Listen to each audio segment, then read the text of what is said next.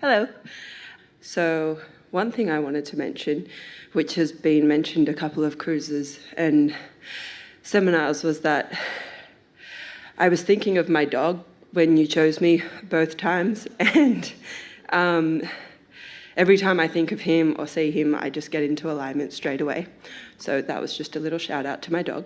But my question... Is your dog easy to love? Yes, so easy. So that's a good process. Yeah. It's also a little conditional. Yeah. It's all right, but... Which sort of led to one of my questions, which was, I have my own version of Jerry, which is my boyfriend, and we're really good at co-creating things together, like me being in the hot seat or getting our dog. Even being in the hot seat now, I think that was a co-creation between us, and I wanted to know how I could do more of that myself, not to let's have all the creations, but also do it a bit more myself, so I don't feel like it's conditional. You're following up on the very conversation that we were just having, in that there's a part of you that feels like you need to prove something. You're not ever going to be independent because you've got a whole host of non-physicals working with you.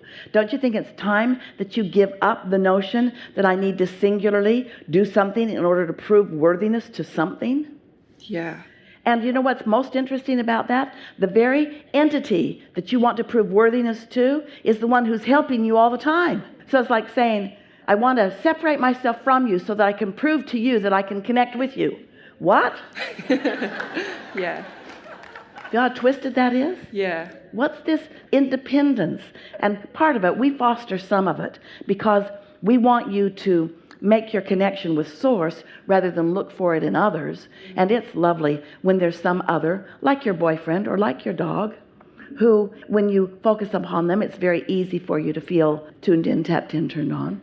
We encourage all of that selective sifting.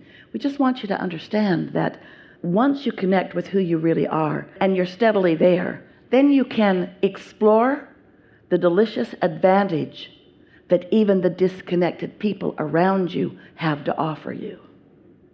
Oh, people will say to us, Abraham, I've been really doing this work and I feel good. But those people at work are so negative. Yeah.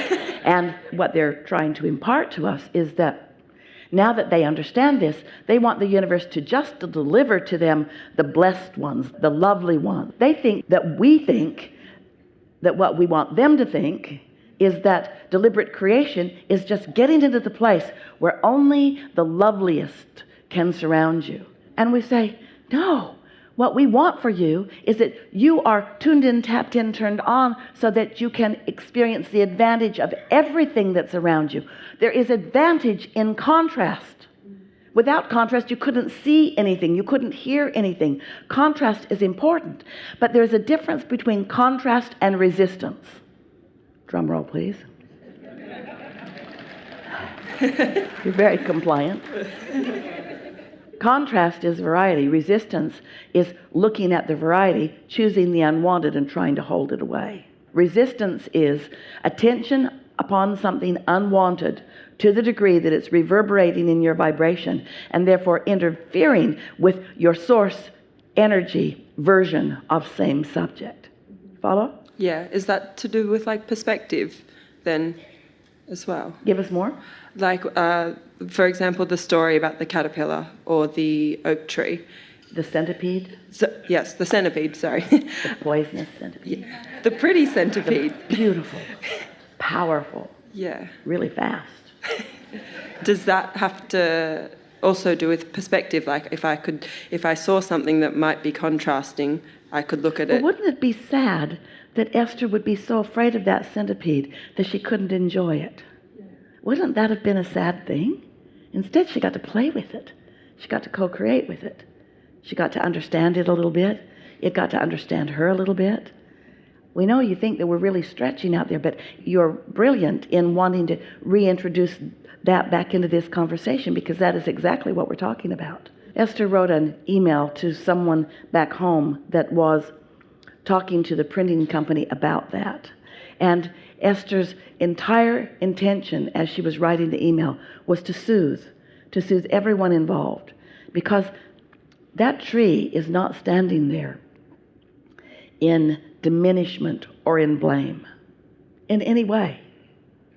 And wouldn't it be nice if when Esther drives in her front gate next time she's back at the office, that instead of feeling the sadness of a broken tree or the clumsiness of a not careful driver, wouldn't it be a lovely thing if she could feel the return to the wholeness of herself that she accomplished, and the unimportance of the event, and appreciation for the new perspective that she gathered as a result of it? Life is so rich, and the richness of life doesn't just come from everything that's lined up with everything you think you already know you want. What about the things that you don't know yet that you want, that you haven't yet tasted? What about the new combinations of new experiences? What about that, you see? What about the new exposure to life from your newly discovered and practiced state of alignment with your inner being? You keep moving through your own evolution. We're talking to those of you who are deliberately understanding what deliberate creation is. So as you consciously acknowledge an improvement in your vibrational average, so to speak, now all the things in life that you've ever lived can run past you again and give you a different movie. In other words, same people in your life giving you different richness and depth in exposure and experience. You haven't even begun to scratch the surface of what the contrast that surrounds you can provide you in terms of clarity and understanding, and most of all, satisfaction. So when you came up here, what was on your mind? How do I get the money out of the vortex and into the bank? It's already in the bank. Okay. You've lost your PIN number.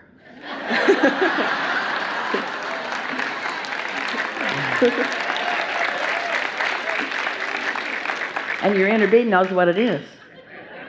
You got to know that it's in there and acknowledge that it's yours, and acknowledge that you just have some simple things to do in order to begin experiencing it. You have to find some way of accepting that. And so far, for most humans, this vortex that we describe, this vibrational reality, doesn't feel real to you. The bank feels real. Statements come. Notices come. You can look every day to see how much is there if you want to. That feels real. But your vortex must not feel real, or we wouldn't be having this conversation. So the deeper question is, what can I do to cause my vortex to feel more real to me? And we say, spend more time there. Spend more time not doing that thing you do that doesn't keep you there. Spend more time allowing yourself to feel what that feels like. So what would the money being, we'll use your words, good words, if the money were, it'll never be out of the vortex because it's generated there. But what would lots of money streaming from the vortex into your bank account feel like? In other words, you don't want to take it out and put it over there. It's always coming. This well-being's always coming. The momentum of the well-being so big is nearly unspeakable. So what would it feel like if it were already in your bank account? What are the emotions that you would feel? Not so much what you would do with it, but how would you feel about it? Well, it'd be fun, but I'd also just expect like it would sort of be like entitled, like, of course it's there. So you'd feel secure? Yeah.